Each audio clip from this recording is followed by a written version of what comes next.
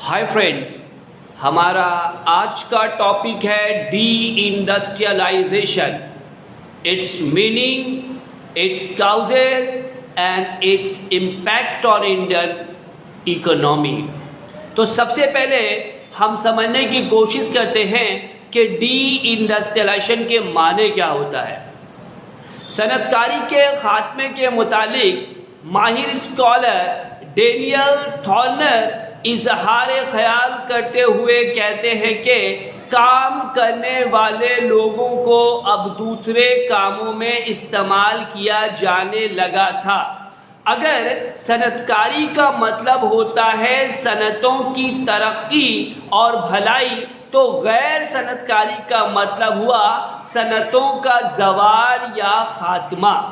ये बात सभी जानते हैं कि अंग्रेज़ों की आमद से कब्ल हिंदुस्तान के देही लोग खुद कफील थे और यहाँ के लोग बहुत ही कम चीज़ें बैरून मुल्क से मंगवाया करते थे। देहातों और मुख्तलिफ शहरी मरकज़ों में गांव के दस्तकार तरह तरह की चीज़ें अपने हाथों से बनाया करते थे।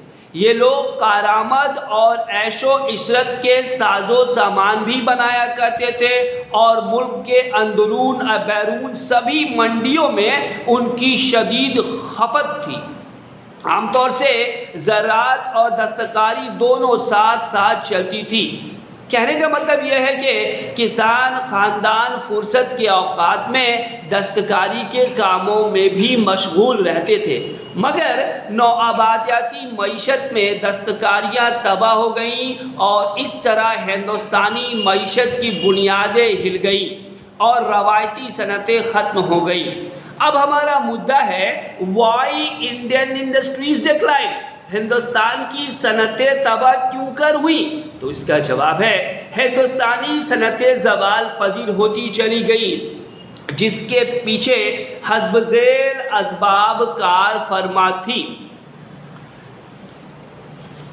इम्पैक्ट ऑफ इंडस्ट्रियल रेवोल्यूशन हमारा पहला नुक्ता। सनती इनकलाब की वजह से इंग्लैंड मशीनों के जरिए अच्छी सस्ती चीज़ें कम वक्त में पैदा करने लगा। अपने मालों की खपत के लिए हिंदुस्तानी सनतों का तबाह करना ज़रूरी था।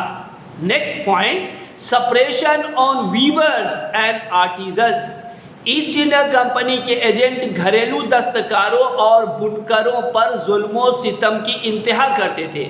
आखिर लाचार होकर उन्होंने अपने पेशों को तर्क कर दिया।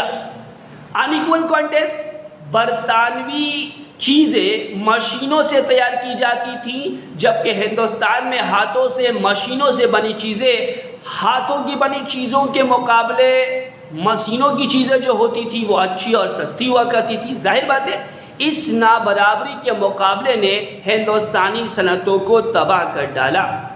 डिक्रीज इन डिमांड, सनती इनकलाब के बाद मशीन की बनी चीज़ें देसी और बैरूनी मंडियों में छा गई। अब देसी चीज़ों का मंडियों में तलब कम हो गया, लिहाजा ये भी ज़वाल की एक वजह बनी। हाई इंपोर्ट ड्यूटीज़, गैर मुल्की चीज़ों की दरामद पर बरतानवी हुकूमत ने भारी टैक्स नाफिज कर दिया। इस तरह हिंदुस्तानी सनतों के लिए दूसरी मंडियां बंद हो गई और देसी सनतें दिन ब दिन ज़वाल पजीर होती चली गई। अब हम गौर करेंगे कि जो सनतों की तबाही हुई उसका असर हिंदुस्तान की माशियात पर, यहाँ के लोगों पर क्या पड़ा। हिंदुस्तानी सनतें बरतानवी मुफाद परस्ती के सिलसिले में तबाह व बर्बाद होकर रह गई और उन सनतों की तबाही ने दर्जेल असरात छोड़े। सनतों की तरक्की ने हिंदुस्तान को बरतानवी कल कारखानों को खाम माल दस्तयाब करने वाले मरकज़ में तब्दील कर दिया। अब हिंदुस्तान के मुख्तलिफ इलाक़ों से खाम माल जमा करके बरतानिया के कल कारखानों को भेजा जाने लगा। बरतानवी तैयार शुदा माल के लिए हिंदुस्तान एक उम्दा मंडी में तब्दील हो गया, जहां उसके माल की ज़बरदस्त खपत हुआ करती थी। सनतों की बर्बादी से बड़े बड़े शहर सूरत, ढाका, मुर्शिदाबाद वगैरह उजड़ गए। हिंदुस्तानी अवाम में अफलास और बेरोज़गारी बढ़ती चली गई। سورت جو کسی زمانے میں تجارت کے اہم مراکز میں سے تھا، وہ ایسے اجڑا جیسے کسی ڈاکو نے اسے لوٹ لیا ہو۔ اس نے بالواسطہ طور پر ٹرانسپورٹ اور کمیونیکیشن کی ترقی کی راہ ہموار کر دی۔ تو یہ تھا ڈی انڈسٹریشن کے سلسلے میں ہماری کوشش۔ امید کرتے ہیں کہ آپ کو ضرور پسند آئے گی۔ Thank you.